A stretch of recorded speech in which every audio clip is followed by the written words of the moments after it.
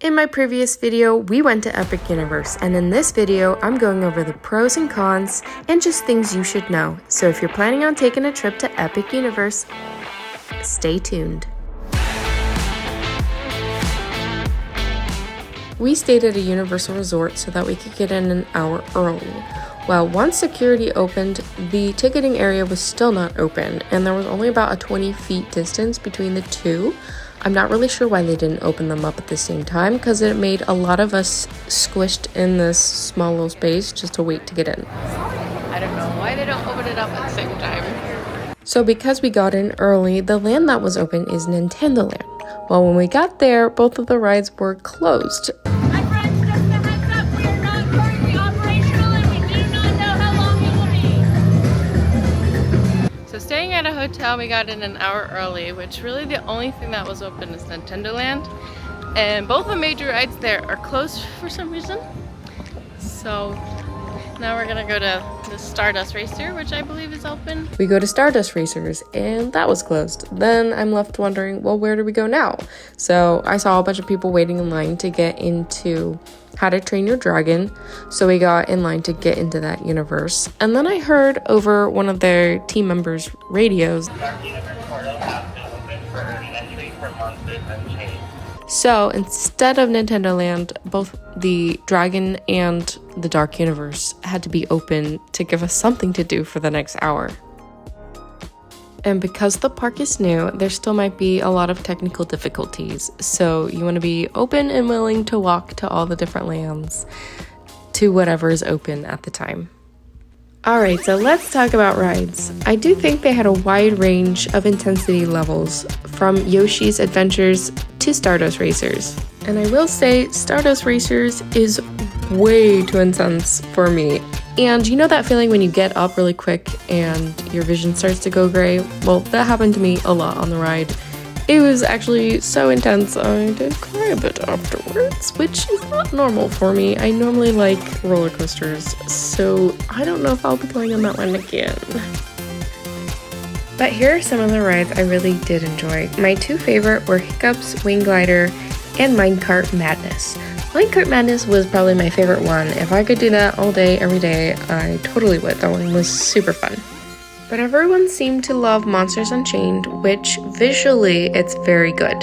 You don't get that motion sickness that the Harry Potter ride gives you that everyone complains about. This one doesn't have all the screens. It's really cool, but if you just close your eyes and feel the ride, there's really not much to the ride. So if you're scared to go on it, just close your eyes because it's really not that intense of an actual ride. So because we went at a preview, some of the rides were planned to be closed the entire day. We did not get to go on Curse of the Werewolf or Ministry of Magic. If you plan on buying an express pass, make sure you look at what rides you are not allowed to go on, which I think is the whole point of getting an express pass, is so you can go on all the rides, especially the most popular ones. But I believe when I asked how much the express pass was, she said, just so you know, Ministry of Magic is not one of them. So I just don't get what the point of buying an express pass is if you can't even go on some, if not half of the rides. Every ride you can bring your bag with you, but there is a locker system right before you get on the ride itself, which I would say is actually a better system than the average Universal locker system where you have to put it in before you get in the ride queue. This one, you can bring it in the ride queue with you, but right before you get on, you stick it in the locker. When you get off, you arrive at the other side of the locker, and it's a double door system, and it's facial recognition, so you don't have to bring anything with you. I liked this system way better than the other Universal system. And one last thing to know about the rides, there's just not many of them. There's really only 4/5 lands if you include Celestial Park, and only about 2 rides per land, and if there is a third ride, it's more of a kiddie ride. Let's talk about shows. There's only 2 of them. One is a Fantastic Beasts / circus themed, and the other is How to Train Your Dragon, which we totally forgot to go to, but we hear was really good. The Fantastic Beasts one, I think half of it they considered was a show. It was really just a standing room, and you're all really squished in there. The other, you go into a theater, you sit down, and I loved the first 2 acts. It was very circus themed. Then it went into Fantastic Beasts, which I actually think they should have just kept it a circus theme because I liked that better than the Beast part. But overall, it felt like only a 5-minute show. It was very good, but very short. You've probably heard it, and it's true. Their food is actually pretty good here. We got to try a few different places, like Café La Serene, I don't know how to say it, but the French one in the Harry Potter world, and Das Steakhouse in Dark Universe, which that one was my favorite one. We got the blood orange chicken sandwich with the pineapple bluish greenish drink, which I will say actually does the insides of your body, if you know what I mean. But the flavor was pretty good. We shared this meal and I would have totally eaten it by myself.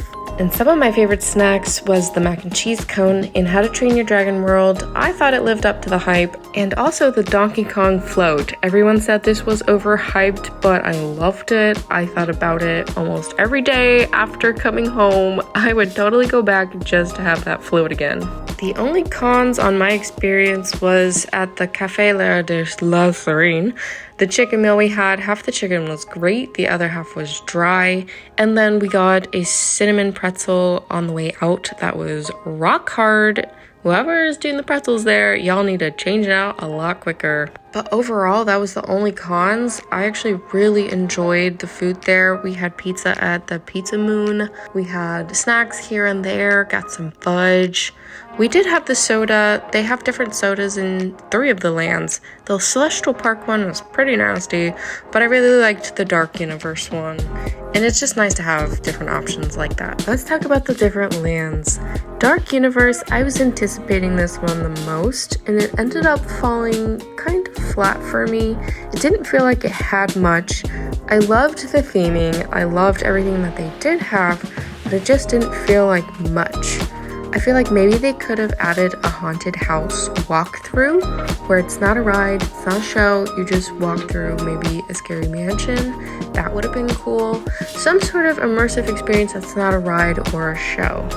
However, the Nintendo Land was my least anticipated land that ended up being better than I thought. It's everyone else's anticipated land. I'm not that big on Nintendo, but it ended up being really cool, really colorful, and probably my favorite part was the Donkey Kong Land, which had my favorite ride of the whole park. Something to keep in mind though, it kind of was a pay to play, meaning you had to buy that wristband in order to be the most immersive in that land possible. So just keep that in mind. The Harry Potter world in Epic Universe fell a little flat to me. They did do a very good job at making me feel like I was in Paris, but it didn't make me feel like I was in a magical world like the other 2 Harry Potter worlds. And out of all the lands, I felt like this one had the least amount of things to do. They only have the one ride, Ministry of Magic, which of course is going to be a long wait. And then they had 2 quick services. But other than that, they just had a few shops here and there and the one show that ended up being a very short show. So we spent the least amount of time in this land out of all the lands at Epic Universe.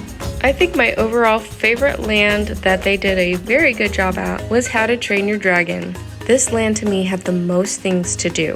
Hiccup's Wing Glider is the best ride to do there because let's be honest, Dragon Racers Rally is like a 2-minute ride. You barely have enough time to try to flip yourself.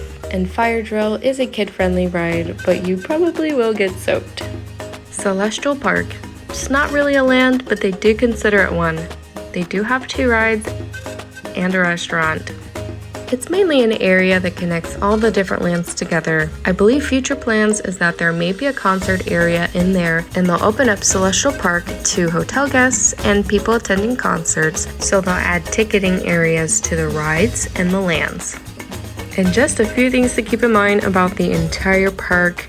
Stairs galore. There are stairs everywhere. Of course, there's going to be elevators or escalators, but sometimes they're out of the way or you have to find them.